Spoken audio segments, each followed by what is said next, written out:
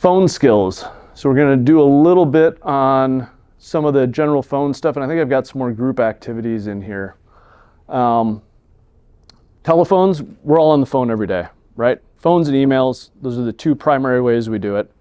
I assume you can see by this that this is a X-ray image of someone shooting themselves in the foot. I hope we all can understand where that's coming from.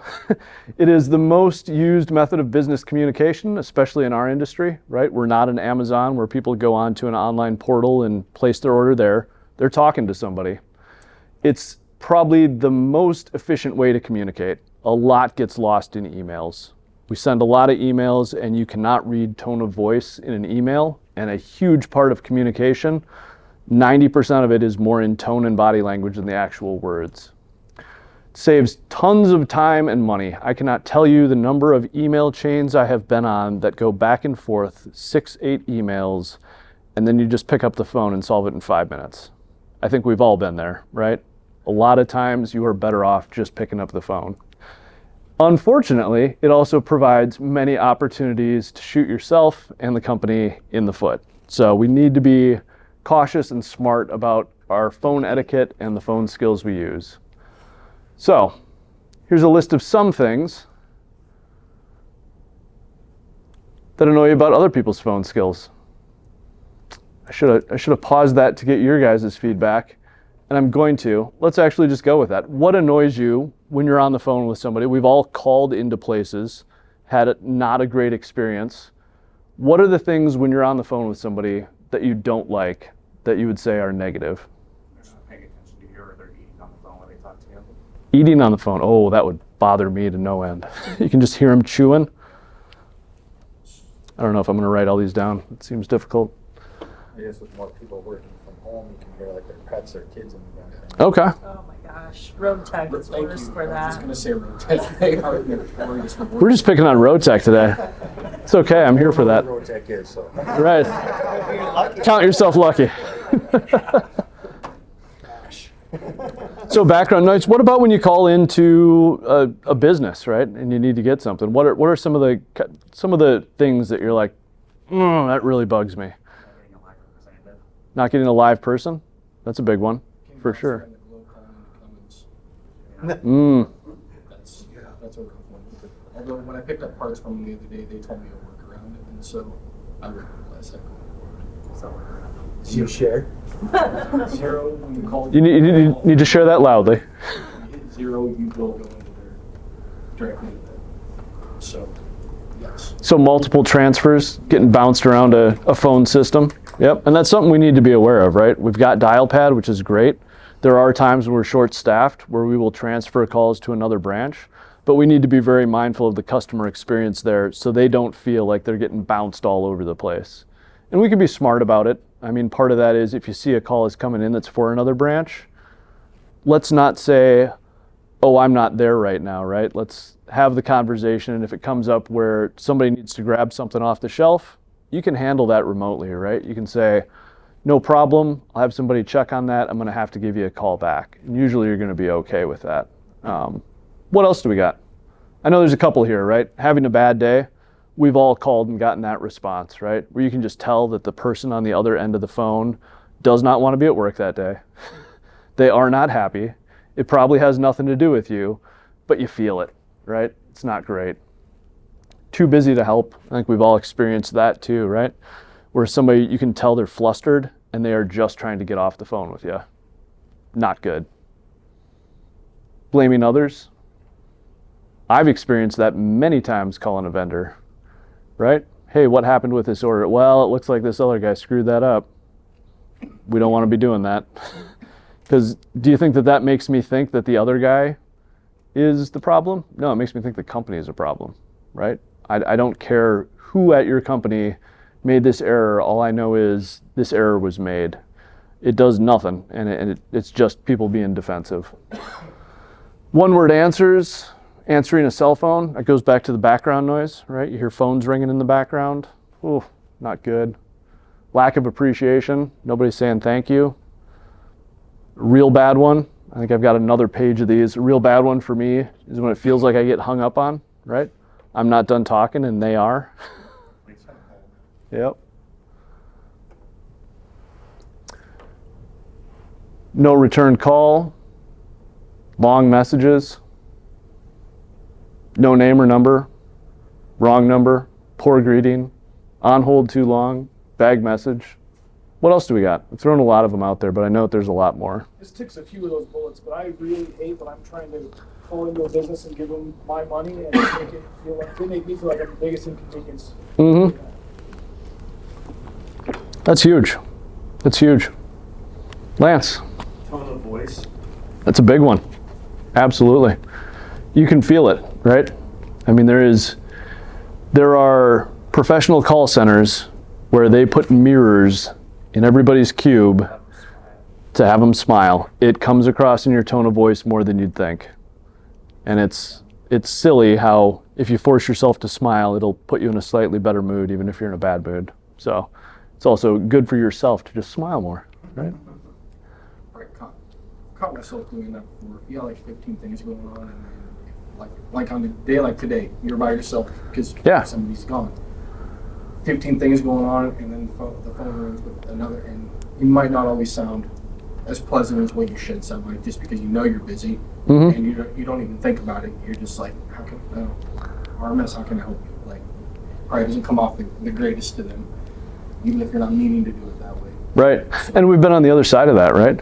You have no idea when you're dialing what the person on the other end of that phone's going through, but you're expecting that they're going to be in a good mood when they talk to you, or at least not upset. Go ahead, Lance. We answer the phone. I'm going to put that to all of you. Do you all have a standard way that you answer the phone? I'm seeing nods. I'm Mine seeing, is just, this is Michelle, can I help you? okay. Yes, you're calling RMS. This is Colton Parks. How can I help you? A lot of it depends on the customer and the caller ID. Yeah, If we I know see a lot of caller them, usually IDs. rate them by name and, Yeah. or, hey Jim, what do you need? If I know who's calling me, I will greet them by name. If it's one of my daily callers, and I mean, they know they're calling me, and I know who they are, so I'll be like, hey, how's it going today? Jay, that's one of my biggest ones, is Jay. And so I will greet them. But most of the time, it's road machinery supplies. This Jeremy, how can I help you? Okay, what else do we got? Anybody doing anything different? I cater to every single one, every different person, if I know who's calling. Treat them like they want to be treated, right? Mario, you were going to say something? Oh, I was gonna ask Nick how he. It varies, like I said, it varies for me. If I know who the person is, I'll say, Carl from Newlands will call, and I got it's saved right on there. Yeah. Carl, and I'm like, hey Carl, how's it going today? You know, Sure. I started like a normal conversation before helping them, or else say RMS Parts. You know, if I don't recognize the number. But, I Okay. mean, we get a lot of the same callers, especially with like the mines. Most of them we have saved in our dial pad Yeah. with their name, so when it pops up, we know what they're calling. Personalized greetings. Yeah. So just a general observation, you know, if someone's calling with caller ID, I think to say, hey Lance, how are you today? That's an instant connection. Mhm. I mean, I think that's a no-brainer. But listening to many calls over the past, say, 4 months, I can count, there is no consistency with how we answer the rest of the calls. You know, I hear RMS Parts, I hear Parts, this is Lance, I hear hey, Parts, how can I help? I mean, so I just posed the question, you know, should we, for those people that we don't know who they are, should we as a company have a standard greeting? Spoiler alert, there's a slide on this. Right, but I mean, if you think about what we're trying to cultivate For sure. here, right? It's consistency. Yep. In service, consistency, and all this, right? And nothing says lack of consistency quicker than multiple greetings at different branches, right? So I'm not going to prescribe this. But, Yeah. you know, I think we should say the company, RMS. I think we should say our name, Yep. right? I think we should say the department. Yep.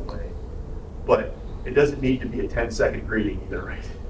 So, you know, again, if you have a slide on this, I'm sure you're going to talk about it, but I just want us to be thinking about that because that, I don't know if you guys have read the book, you know, Make Your Bed. So it's It's a Navy admiral gave a commencement speech at University of Texas, and ultimately wrote a book about it. And the whole premise of the book, and being consistent with your life and waking up with goals, objectives, having purpose, etc., is the first thing in the morning that you ought to do, without fail, is make your bed. And it kind of goes to what we're just talking about here, right? To start and set the tone on the call from the first moment. So, Yep. No, that's great. I mean, if you don't make your bed first thing in the morning, highly recommended. It's a win. You can start your day by getting your first task done. 3 things that we should be doing every time. And again, if you've got rapport with the customer, we want that, right? That's the relationships that we're talking about. But Lance hit the 3 exactly. It's name, it's department, it's company, right? And there's a little bit of openness to the exact verbiage there, but it should be pretty consistent. We'll go back to what TJ was saying about the consistent service that he gets when he goes to Chick-fil-A. I bet they ask for your order the same way at every single spot, right? When you pull up to the drive-thru, you're getting the same line. It's scripted, but it gives you that kind of sense of, I know what I'm about to get here. And that's what we should be given to those non-one-on-one relationships. You're in trouble, TJ. Off to the principal's office. Yeah, I was gonna say, Yeah. my previous company too, it was always, thanks for calling RMS, this Yeah. how may I help you? And then I transitioned that into my email when I'm out of office as well. Thank you for your email, and then put your information. That's a great way to do it, right? Open with a thank you. They could call anybody. They're calling us. We should show a little bit of appreciation, and opening with a little bit of appreciation is a good way to do it. Question on saying RMS. Yeah. I was told when I started here that was a pet peeve. RMS versus Road Machinery and Supplies. Externally. Internally, no problem. Externally, don't abbreviate it. Okay. I was told that. I don't know how I true it was, typically don't. but I was told. That's good feedback, right? And honestly, it kind of makes sense. If somebody's got the wrong number and you say RMS, they might not know anything. That's a good takeaway. What are the group's thoughts on that? I always say Road Machinery and Supplies is Steve, just because like with the internet phone and like how fast it connects, it could be misconstrued for something else. So they may not know they're actually calling you unless Road Machinery and Supplies. I really like that actually. It's the first time I'd ever heard that, but it makes sense as I'm kind of sitting here thinking about it, right? Somebody's pet peeve. Okay. I didn't like that when I started, so. Good to know. Good to know. What else do we have out there? I don't use the parts department, Yeah. but mostly because they were already going through the tree. Okay. And Yep. they hit 1 for parts, 2 for service, 3 for other.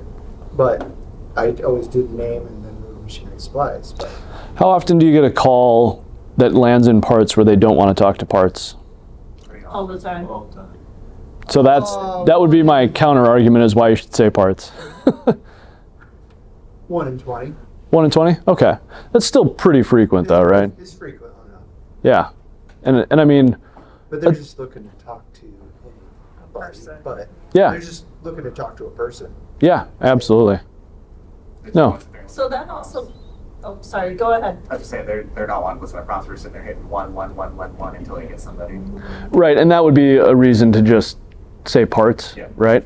Because they might think they're talking to the operator. Not that you're not an excellent operator. You are an excellent operator. I'm the face of the store. You are. They're coming through those glass doors. It doesn't matter what position they're wanting. They're coming to me because I'm the first one. Right. Whether it's 100%. a machine, service, pay a bill, or stocking the utility closet. Yep. No, the parts department is the face of this company to people who walk through that front door, for sure. And for a lot of the phone calls, right? I mean, let's be honest, if they're calling a sales manager who's not in their office, they're going to bounce around. And if you're just calling until you get a hold of somebody, odds are the first person you get a hold of is the parts counter, Yeah, right? for sure. Well, and I found that I am now the operator. So when somebody's calling in and they Right. can't get service, and they couldn't get me, they tried service and then they ended up at the operator and that still came to me. Yeah. Like, well, you're the operator and the parts person? What the hell else? else do you do there? I'm like, Yeah, like him. "Oh, yeah." Yeah, when it bounces around enough, Right. odds are Parts is going to be the ones who pick up the call. So it's something to be aware of. Oh, this is the wrong remote. That's not going to work. Okay, so we know, I think, again, we've all experienced bad phone experiences from a customer service perspective. So what customers are saying, so this is a lot of the same complaints that you often hear, right? They placed me on hold, it seems like forever. They told me to call back, but never gave me a name or a number to call back. They talked to their coworkers without putting me on hold, so I have to listen to their conversation. This is going to go also with just the background noise that we were talking about, right? When you call up and you can hear something else is going on and they're only half involved in the conversation with you, customers don't like that. None of us like that. They answer like I disturbed them by calling them. That kind of goes to what TJ was saying. Like, hey, I'm calling you to spend money and you're treating me like I'm bothering you in the middle of something. So Dan, are these our examples? These for- are kind of generic examples. A lot of these, I had some specific examples to RMS, and I made them anonymous and a little bit more ambiguous because we're not here to call people out, right? They don't listen to me before they transfer me, right? So that is not, it's who do you want to talk to? Bam, I'm going to transfer you as quick as I can. I'm going to get this off my plate. Instead of just taking the couple extra seconds to just listen to them. It might not be relevant. You're probably still going to transfer them, but people want to feel heard and not just blindly transferred. They tell me they will call me back with an update, but never do. I have to call back myself. This is a big one, right? And it isn't necessarily that we weren't going to call them back. It's that either we didn't set an expectation with a time frame or we failed to meet that expectation, right? Anytime that we tell somebody we're going to call them back, we should be telling them when we're going to call them back. Hey, can I call you back in an hour? Hey, can I call you back in 5 minutes? But then you got to follow up and do it. They call me back to get information I already gave them. That's a big one, right? So this goes to paying attention and taking notes on the first one. There are few things more annoying to a customer than they tell you everything they need, get off the phone, and you're calling them back 20 minutes later because you forgot to write something down. Hey, what was the serial number again? I got all your information. I wrote the serial number down wrong. For that situation, like we've got dial pad that records and calls and summarizes them, like make sure you utilize that before Yep. you go back and bother them. For sure. Yeah, DialPad's a great tool, and I would really encourage everybody to take advantage of that. That's a fantastic tool. That phone, a lot of times there is no information there for the phone call. The other time, the call summary information is wildly wrong. Yeah, I'd recommend listening to it, right? Yeah, so like the summarization for it can be out there, but it needs to be at least a minute long call for it to give you a summary. If it's less than that, you have to listen to the call. It won't give you a summary. And let's not rely on that, right? It's a nice backup to have. Ideally, we're taking good notes and we don't need it, but it's really nice to have that in your back pocket if you do miss something. But good Lord, let's try to avoid the calling people back to get information that they gave you the first time. Is this still recording every call, or have you stopped recording? Is it random now? It will record, I'd have to look at it. It records external inbound calls, right? There's a lot of upside to it, right? And it'll give the customer a message, this call may be recorded for training purposes, right? We're not recording people secretly. Everybody is well aware. Right. It helped me in a situation the other day because I had a customer receive something that it kept telling me over and over that they did not order. And I went back and listened to the call, and I was like, you most certainly did order. Right. And it was a not. We worked with them, but it was a non-returnable part, and it cost them a lot of money. But I'm like, I heard it plain as day. Let other people listen to them. Like, are they not saying that? And we were looking at the same parts diagram, and they tried to say they didn't order. How you handle those is important, but having that is huge, right? Because you can kind of get gaslit into that, like, oh my gosh, did they not order this? Yeah. Right? And you're second guessing yourself. So being able to go back and verify is huge. How else are people using that function in DialPad? Are we using it, I guess, is my other question. One good example there. I'm seeing you're shaking your head. You don't use it? I haven't used used it. I probably should, but I haven't. Yeah, I'd encourage you to at least explore it as an option. I mean, it's good. Were you gonna say something? I was gonna say, like, if somebody else in the group or on the parts counter made the call first and then they're gone, I can go back and listen to it to, like, verify what page they're on at that moment. That right there is a huge advantage to it, right? If they don't remember who they talked to, you're picking up where somebody else dropped the ball. Having the ability to do that without going to the customer for that information makes a major difference in their experience, right? Again, it's going back to I'm having to repeat the information I already provided. And that's where a lot of this stuff gets dropped. It's in between two people, right? They called at 5 o'clock last night. You're there at 7 o'clock in the morning. The person who took the call last night isn't there. You're trying to pick up where they left off. So good notes are one thing. We're going to talk a little bit about these notepads. I'm assuming everybody has one of these. See nods maybe? If not, I'll get some to you. We sent these out to all the branches. But even having that, it gives other people in the department the ability to go over to your notebook and get the information. As long as we're recording it there, it helps with a lot of those handoffs. Because a lot of those handoffs are blind, right? I'm talking to you at 5 o'clock, cool, I'll call you tomorrow and tell you for sure to go ahead and order it. They call at 7 o'clock in the morning, the guy who's there at 5:30 isn't there at 7, right? So how do we pick those up? What are systems we can put in place to make sure that we're safeguarding that? Again, so we don't have people calling twice with the same information.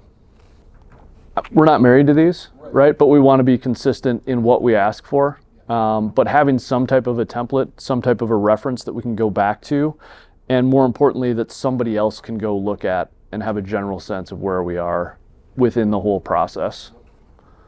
But yeah, absolutely. We could take these, you could blow it up, put it to a Word doc. I would just ask, with the consistency, the nice thing about a notepad is that if I'm on page here and a guy calls me and says, remember this thing from 2 months ago, I can do this and actually go find it, right? So it also has the advantage of, if you're doing something like putting an X when it's done, you can go back and figure out when you're missing stuff, dropping the ball, go back and kind of follow up on it.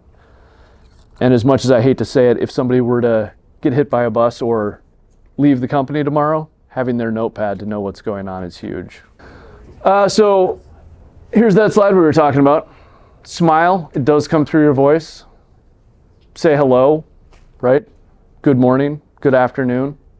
Identify the company, yourself and your department, and how can I help you, right? These are kind of the key things that should be pretty standard. Again, if you've got rapport with a customer, we don't want to get robotic about it and have them being like, this is weird. I talk to Jeremy every day and all of a sudden he's saying, hello, sir, right? I mean, we need to be a little bit there. And then a little bit of humor here, apathy, which is, if we don't take care of the customer, maybe they'll stop bugging us, right? We don't want to do that. That's how the phone gets covered. And I don't know, there's probably some younger people here. This is what's called a dial phone. You actually put your finger in to dial. It's a relic of my youth at this point. Rotary phone, that's right. But the two most important points of a telephone call are the beginning and the end. How you open it and how you close it. We always want to thank people for calling and close out with a thank you as well. So the example that we've got here, hello, thank you for calling RMS, and maybe Road Machinery and Supplies is a better way to state that, so I'll redo this slide for the next class. This is Stephen Parts, how can I help you, right? Something very simple, very succinct, and if we can consistently do that branch to branch, it just kind of plays into that customer experience of, I know what to expect when I call RMS. It's going to be excellent service, and you set the tone when you answer it that way. This is just a little humor. Thank you for calling customer service. To begin an endless and futile series of button pushing, press 1. That is what we want to avoid. So best practices, answer before the third ring if possible. Remember, the beginning starts before the beginning, right? So before the conversation begins, that opening sets the tone for the whole thing. If you call and they can hear in the tone of voice, you're angry, you're flustered, whatever, they're going to start feeling that immediately. So answering with smile on your face if you can, but at least a little bit of brightness to your voice makes a big difference. We want to limit the amount of time on hold. 1 minute on hold equals 5 minutes. I'm very tempted to do an exercise which somebody else did to me where it was just dead silent for a minute. It feels like an eternity, right? If you just sit in silence for a minute, it feels like a lot longer than 60 seconds. Go ahead, Colton. With that, even if you're not putting somebody on hold, don't sit on the phone and just like sit in silence. Like you want to fill that silence. Like whether you're just talking through your work or talking to the customer about their day, like it's to your point. Like if it's silence, it sounds like it's forever. Don't just sit there in silence, even if you're not on hold. Yeah, anybody who listens to the radio, dead air is like the worst thing they can do, right? I mean, you got to always have something going on there because it literally multiply anything by 5. That's how long it seems. If you're on the phone for 1 minute, it feels like 5 minutes. If you're going to put somebody on hold, provide an expected time, stick to it, and I would say also provide options, right? Hey, on the other line right now, there's a couple, you know what, I'm getting to that in a couple, but you should get some basic information from them. You should give them the option to hold, go to voicemail, or get a call back. Those are kind of the 3. If you have to put somebody on hold, say, hey, can I put you on hold for 2 minutes? Stick to 2 minutes. Can I put you on hold for a few minutes? Stick to a few minutes. Can I put you on hold for 30 seconds? You better be back on that line in 30 seconds or they're going to get angry and hang up. So 2 options. If you're on the other line, let it go to voicemail. If you let it go to voicemail, you need to immediately return the call. And I know that this is a challenge for everybody, right? Goes to voicemail, you're not going to get to that voicemail for 10 minutes. We got to get to the voicemail right away and give them a call back. Apologize for the inconvenience and thank them for their patience. What we would prefer would be to answer the call before switching. It's where you at least let them say what they're calling for, tell them you're on the other line, and then give them the option. Leave a message, get a call back, or stay on hold. But let them decide which they prefer. Some people don't mind being on hold, right? I'm on my lunch break, I'm making a call for parts. Yeah, you can throw me on hold for a few minutes. I don't know if you've listened to our music on hold, it's fantastic. Okay. It's pretty good. I was on hold earlier today just to check it out. But this is generally what we want to do. And again, the preference is to not let stuff go to voicemail. Customers get very frustrated if they're calling in the middle of the day during business hours and it's going to voicemail. Anything you can do to connect them with a real person is what we want to do. There will be times where you can't, and when we can't, we need to reach back out to them right away because a lot of people will feel like they got lost in voicemail. Go ahead. With that, 2 things. Does anybody else have issues where another department or company and say, hey, this customer says they've been trying to get a hold of you, they've left voice messages, but you look at dial pad and they are not there. They've not called, there's no voice message. Not saying that they're lying, is it like a glitch in our system, that's happening with certain customers. Is this widespread? The one thing that we put on the side is to make sure that you look at the spam folder. Because people, even though you've talked to them like just yesterday, if they call back and Dialpad deems it as spam, they'll put it in spam. And you get no notification of that, so you have to manually go in there and look at it. And it's not random for us to see like customers that it's happening to. So with that, can we go in there, this is for my own information, can we go in there and unmark it as spam so that that number comes through moving forward? Can you guys do that, or is it something that I have to do at the There manager? was, I'm trying to remember who it was, but there was somebody that we couldn't, and he physically has to call from a different number to get through to us. Yeah. Because it just doesn't like his other number. Because his part-time job is scamming people on the other phone line? I know, on my level, at least as the department head, that I can see it unmarked as spam. Okay.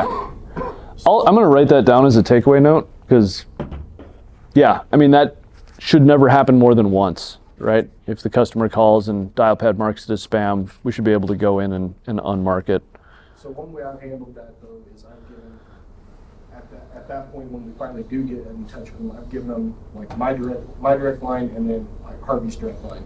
Say, if you want to call specifically for parts, maybe try calling on that line. I've noticed success with that with other people that this has happened to, and they've started using that and they're fine with that. So I didn't know that. It's good information. It's the advantage of coming together like a group here, right? So I have a question question on that. So what do you do if you have a customer sitting, so if anyone doesn't know, I'm pretty much a one-person parts operation in Sioux City. So if you have a customer sitting across the counter from you and your phone is ringing off the hook, what would you do? I take care of the customer and let the phone ring. What I would recommend doing in that situation, and let's get feedback from everybody. I would say, do you mind if I grab that real quick and tell them I'll call them back? Depending on the customer across from you, you might get a different thing, right? And this is where sometimes option one, you let it go to voicemail. There's going to be situations where that is going to happen.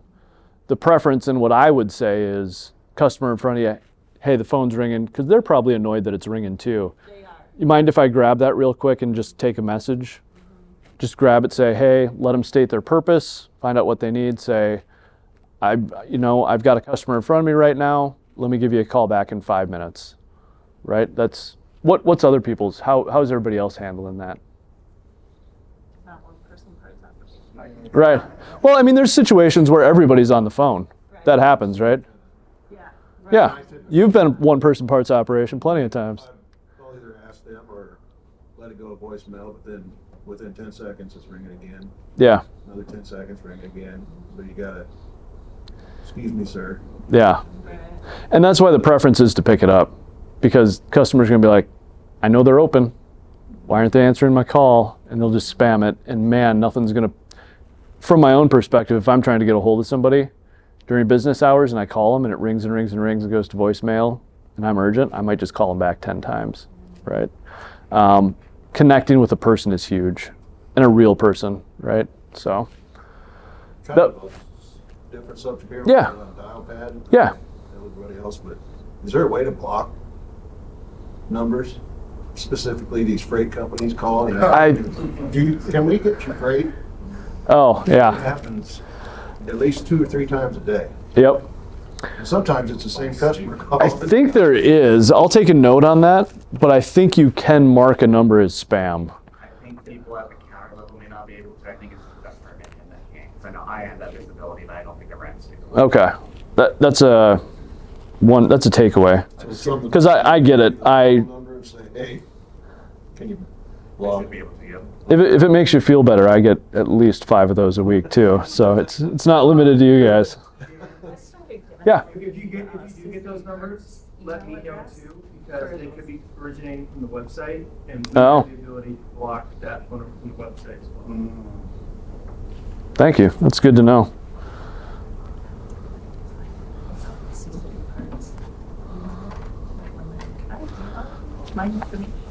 Note taken there.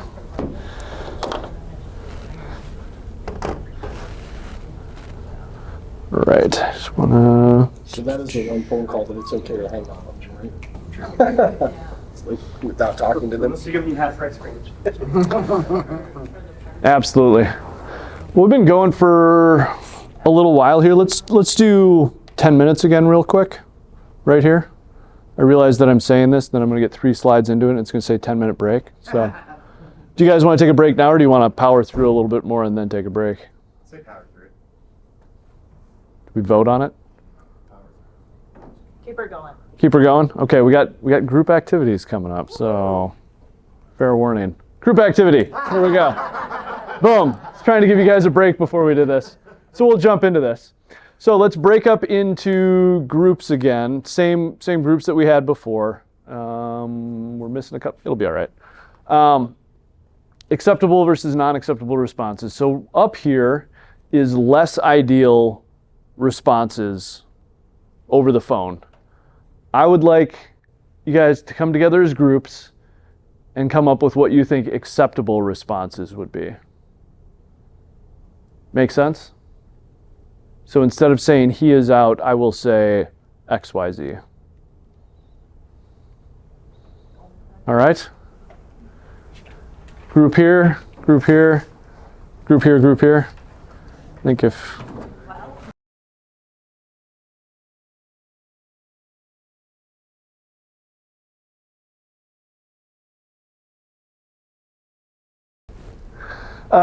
so let's just kind of do these one by one, right? So he is out. What'd your group have? as a better response? He's occupied, but how can I assist? Perfect. How about you guys? He's not here right now, but how can I help you? Also good? Similar thing, he's unavailable at the moment, this is something I cannot do that. Yep. He's out of the office until whatever day. Is there anything I can help you with? Perfect. Yep. So the important thing is we're still saying he's out, but it's the added, what can I help you? Can I help you with this? Is there something I can assist you with here? You'll have to check with Bob. That's a great one, right? We all love hearing that. Let me check with Bob, I'll give you a call back, or he'll give you a call back. Okay. Basically the same thing. Let me check into this for you. Or what are you looking for? Yeah, that's a great one. Don't even bring Bob up, right? Hey, what can I help you with? Deferring it to somebody else. You might have to check with Bob, but this goes towards kind of conveying the, the sense that there's inner tranquility within our organization. Let's make sure that nobody wants to feel blown off because the wrong person answered the phone. Similar over here, I'm assuming? Yep. Okay. He's in the bathroom. Great response. What'd you have for that one? We said probably not say he's in the bathroom and like he stepped out like into the warehouse or something. Can I have him give you a call back, or is there anything I can help you with right now? Sure. Yeah, that's a good response. What do you guys have? He's not available right now. How can I help you? Yep. Perfect. Similar here, I'm guessing. Yep. Again, people don't need to know he's in the bathroom. That's not relevant information, and comes across as a little unprofessional. He doesn't want to be disturbed, or he is busy. What'd you have over here on that one? He's busy helping another customer on the other line, if there's something we can help you with. Okay. Just out of the building. How may I help? Okay. Yep. Again, you guys? Exactly same. Same? Okay. Here we go. He took the day off. There's a theme here if you guys aren't figuring this out. Our group kind of came up with the same things, just elaborating on it, but also changing the verbiage a little bit. So this one is, he's out of the office today, is there something I can help you with, or I can take a message? Yep. Similar? These are pretty straightforward. Hold on. May I put you on hold? Better. Well, that one, we took it as it's hold on, like they just gave you a list of part numbers, you're putting it on a ticket or inquiry screen. Sure. Give me just a second, let me get that pulled up for you, I'll have that right to you. Okay. Something like that. Yeah. Situational, right? Hold on. Not a lot of context around this one. Do you guys have? I just put down let's check and work with them on whatever it is. Yeah. We're same thing? Okay. He's out. He's out of the office at the moment. Would you like to leave a message or a voicemail? It's a good example. You'll have to check with Bob. Bob can handle that for you. Should I transfer you to him? Right? So it's taking the onus of, I'm going to get you in contact with the right person, right? Again, these are kind of situational, so I didn't give you guys enough information. As far as you knew, Bob was out of the office that day. Stepped out of the office. Would you like to leave a message or voicemail? Same idea, right? He's busy, unavailable at the moment. Would you like to leave a message? Or better yet, the answers that you guys were coming up with. How can I help you? Is this something I can do to assist you? Hold on, do you mind waiting while I do that? And every acceptable response should be followed by, is there anything I can do to assist you? Which I think everybody here kind of picked up on, right? It's taking ownership of it.